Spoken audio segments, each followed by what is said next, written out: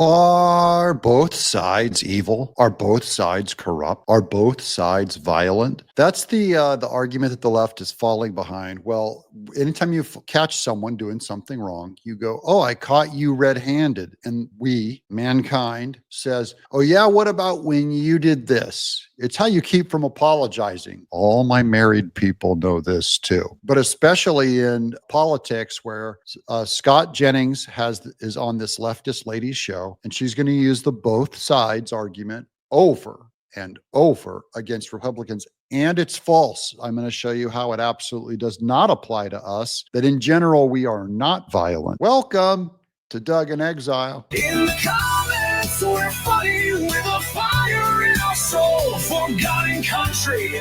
That's how we roll. Doug in Exile, hear the patriots sing. MAGA hearts, we've got this thing. Get rid of these violent tendencies, like this manifestation of anger and firebombing Tesla dealerships and come on, January 6th.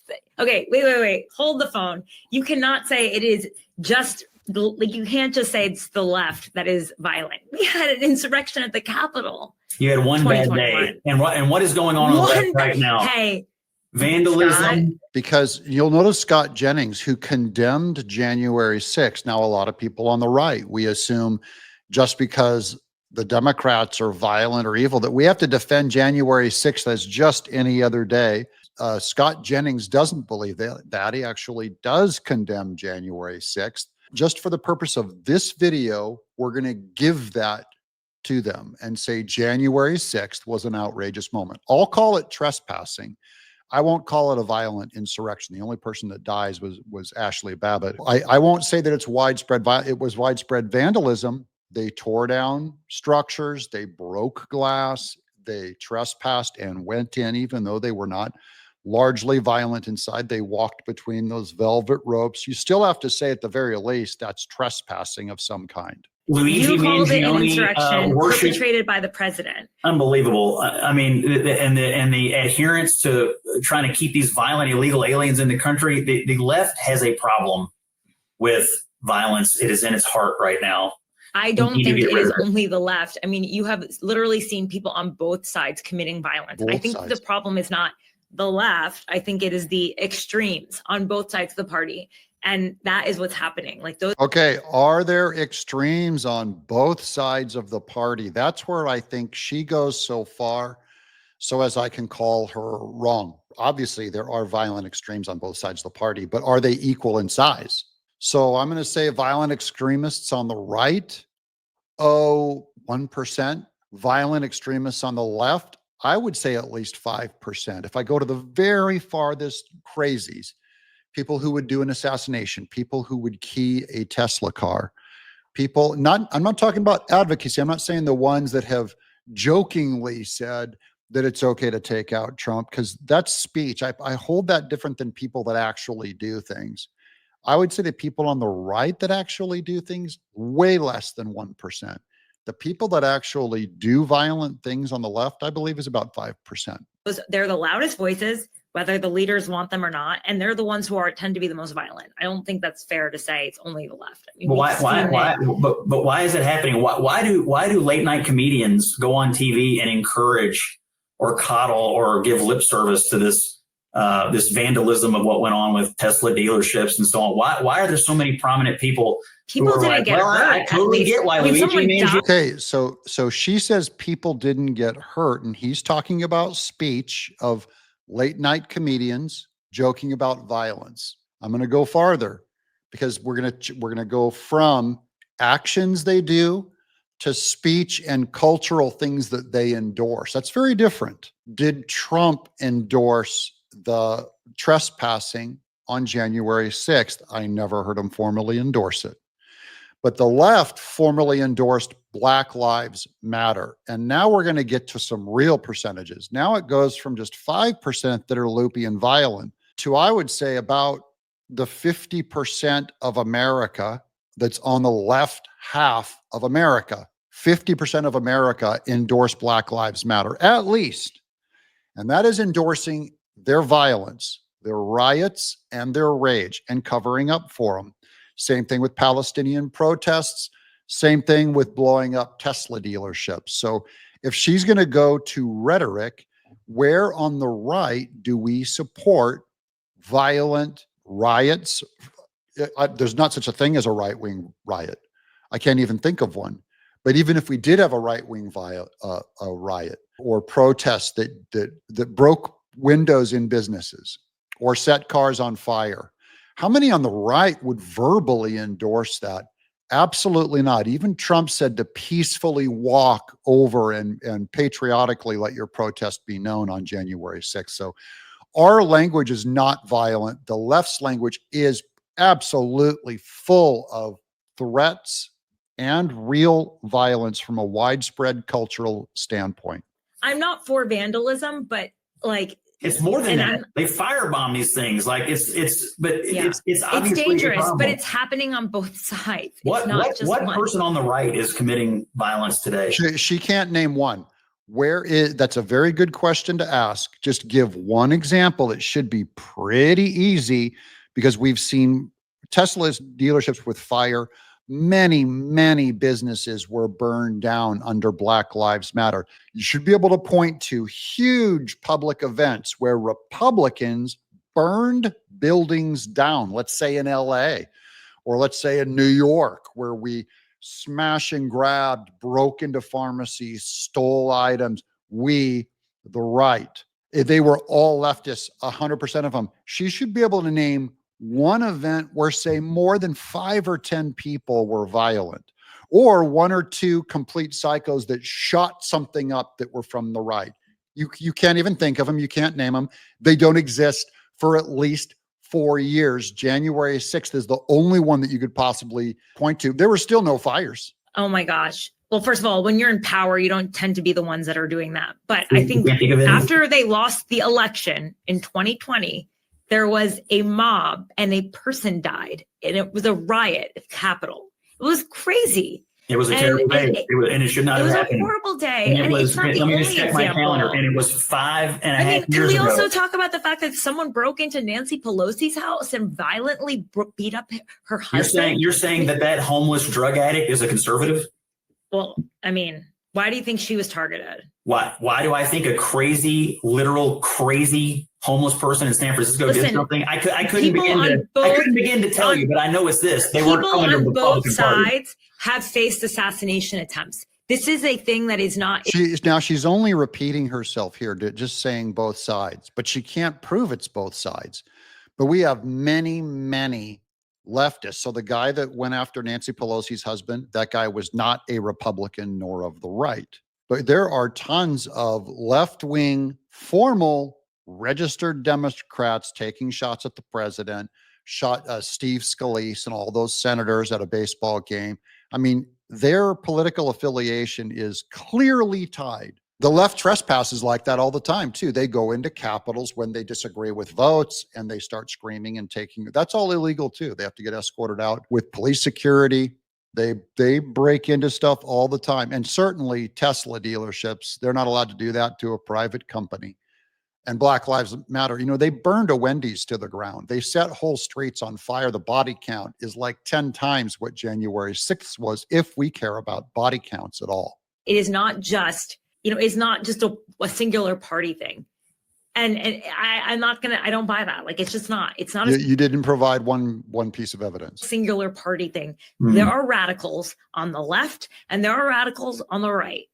There is radicalism, and people choose what they want to believe, and they believe it so much that they want to hurt people. I mean, you see it all the time.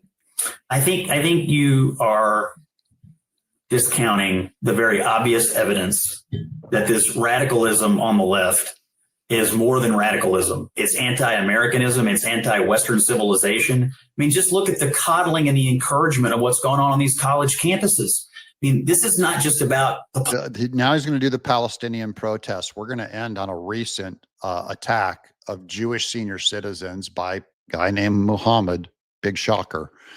But now how many Democrats have this kind of large-scale anti-Americanism, anti-Westernism in their vocabulary? Nearly all of them. I would say 100%. How much of that is on the right? I don't see it anywhere on the right, largely. Political fight of the day.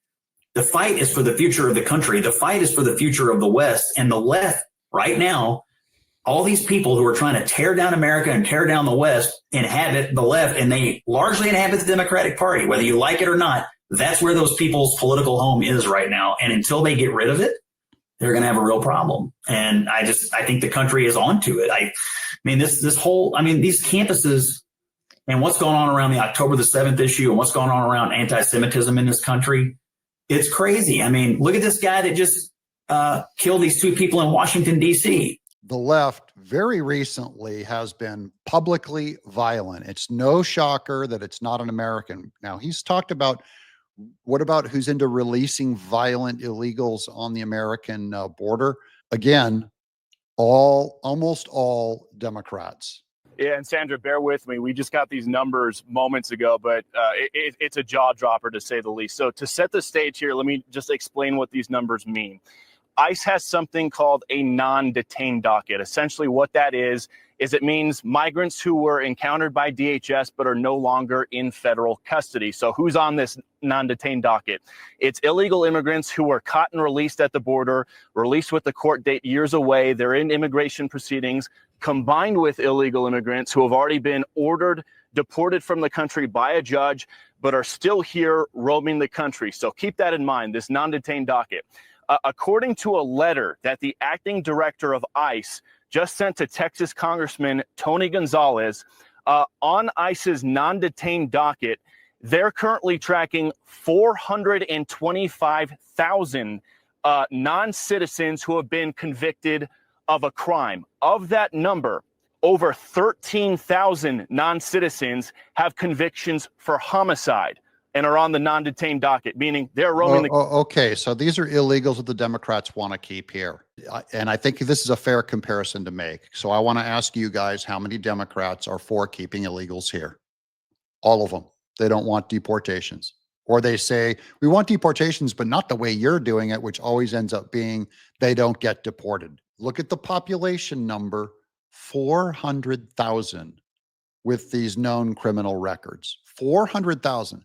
Now compare that number, 400,000 criminals that Democrats here are covering for, versus the 500, let's say 1,000 people on January 6th. I mean, by the way, some of those were old ladies. They didn't have any criminal record on them at all. But now let's compare that to the 400,000. You're looking at 400 times the number just in this one event. And there's many other events like Palestinian protests that you can hang around the left. The left is more violent than the right. There's tons of evidence for it, way more evidence for it. And anyone who does the both sides, there is no moral equivalence. Moral equivalence when you say they're both morally the same. No, they're demonstrating that they have lost their minds and can be discredited out of the argument. Now, here is why our agents have to wear masks. Our ICE agents do, because the left, Democrats dox them to threaten their families. So a lot of agencies were invited to come out 2 weeks ago in Los Angeles where we ran an operation where ICE officers were doxxed. So let's just say that again. People are out there taking photos of the names, their faces, and posting them online with death threats to their family and themselves. So I'm sorry if people are offended by them wearing masks, but I'm not going to let my officers and agents go out there and put their lives on the line and their family on the line because people don't like what immigration enforcement is. And which people don't like what immigration enforcement is? Do we call those Democrats or Republicans? They're Democrats, all of them, that are doxing these people. Now we're going to go to this recent attack. I have to be a little careful because I don't want to get too gory, but that guy without a shirt on, by the way, there's a giant rainbow flag with a trans flag right behind him at Democrat headquarters. He has 2 torches in his hand and he burned people in public. Just so we're clear, over 2 months, these are all Democrats, pro-Palestinian extremists, known as Democrats, torched Pennsylvania Governor Shapiro's mansion right down here with his family inside. That's even a Democrat against Democrat violence. Murdered 2 Israeli embassy staffers, we covered those kids in DC, and Scott Jennings didn't know about this news item yet, firebombed a Colorado vigil for Israeli hostages. And those victims were ages 60 to 80 years old, Jewish people in protest. That lunatic named Muhammad burned 6 people with torches. It is just, that was today. That's just an awful, awful, gruesome sight. Now he's been charged. Here's Karoline Leavitt with, she took another Democrat off the street, which means we're all a little more safe. The president just put out a very strong statement condemning this attack. This terrorist came into our country under the previous administration. Joe Biden's administration foolishly gave him a tourist visa and that allowed him to unlawfully remain in our country. This individual should have been deported. Instead, he was welcomed here. And now 3 years later, after coming to this country under Joe Biden's administration, he is lighting Jewish people on fire who were simply trying to peacefully pay respect to the hostages. There's the trans flag in the background there. Which party is more likely to set Jewish old people on fire in a protest? In Israel. This absolutely is an act of targeted terrorism. The FBI and the Department of Justice are investigating it as such. And the president is going to ensure that this individual is held to the fullest extent of the law. And not just this individual, but any individual, especially illegal criminals who engage in acts of terrorism, will be held accountable under this president. That means that's going to be a whole lot of Democrats get put away. The ones that cover up for terrorism and perform terrorism, not one conservative Republican will be locked up. And that means we'll all be a little bit safer. Hope you guys enjoy this content. Give us a subscribe. Your comments below are most important. Will Democrats ever wake up that they're the violent party? I'm Doug in Exile.